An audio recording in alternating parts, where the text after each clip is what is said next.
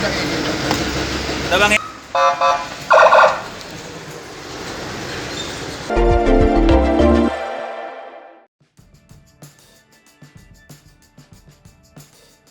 Kasus yang dialami oleh mantan Kepala Desa Kades Desa Kuripan Selatan, Kecamatan 4 Petulai Dangku, Kabupaten Muara Enim, Yusman Effendi alias YE 52 tahun seharusnya menjadi pelajaran terutama bagi aparat desa. Karena diduga telah menyelewengkan dana desa (DD) yang merugikan negara sekitar 570 juta rupiah, akhirnya tersangka.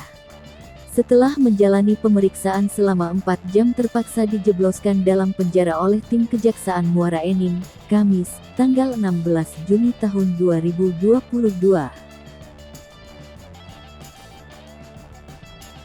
Kami telah mengamankan barang bukti 187 dokumen selain saksi-saksi. Dan tidak menutup kemungkinan dari pengembangan nantinya ada tersangka baru, ujar Kajari Muara Enim Irfan Wibowo melalui Kasih Intel M. Rido Saputra didampingi Kasih Pitsus Ari Prasetyo dan Kasih BB Erwan. Menurut M. Rido, bahwa penangkapan terhadap oknum mantan Kepala Desa Kuripan Selatan tersebut berawal dari laporan masyarakat kepada Inspektorat Kabupaten Muara Enim. Kemudian pihak Inspektorat Muara Enim melakukan klarifikasi dan pemeriksaan administrasi dan keuangan Desa Kuripan Selatan.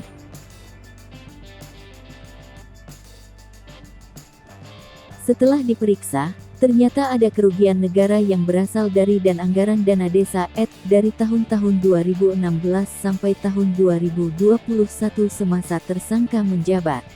Dan pihak Pemkab Muara Enim sudah memberikan kesempatan kepada tersangka untuk mengembalikan uang sebesar 570 juta rupiah yang diduga telah diselewengkannya. Setelah ditunggu sampai batas waktu yang ditentukan ternyata uang tersebut tetap tidak bisa dikembalikan. Melihat tidak ada niat baik tersangka untuk mengembalikan uang tersebut makanya Kejaksaan Muara Enim mengamankan tersangka untuk memudahkan penyidikan lebih lanjut. Ini belakang ini. Udah Bang ya?